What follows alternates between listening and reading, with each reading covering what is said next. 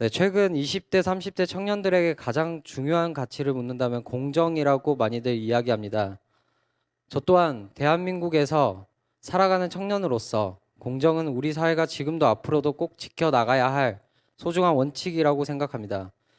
공정의 사전적 의미는 공평할 공, 바를 정, 즉 공평하고 바르다는 뜻입니다. 국민의힘 윤석열 후보는 본인 스스로 공정이라는 타이틀을 걸고 당당하게 정계에 입성했습니다. 여러 발언들을 통해 마치 본인이 공정의 아이콘이라는 듯 끊임없이 공정이라는 키워드를 내세워 왔습니다.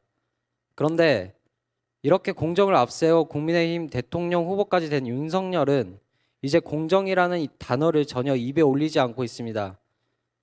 윤석열은 왜 최근 논란이 되고 있는 아내 김건희의 학력위조, 경력위조, 수상위조와 관련해서 더 이상 공정 이야기하지 않습니까?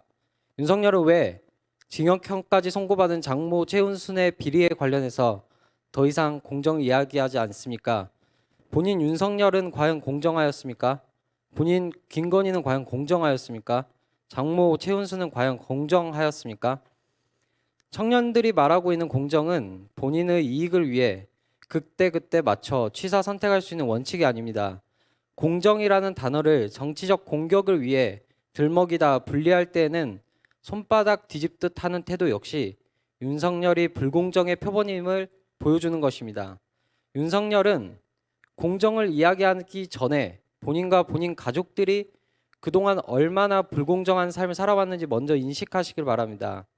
그렇게 윤석열이 그리는 대한민국의 미래는 한 발짝 앞으로 나아가는 미래가 아닌 공평하고 올바르지 않았던 과거의 회귀일 뿐입니다.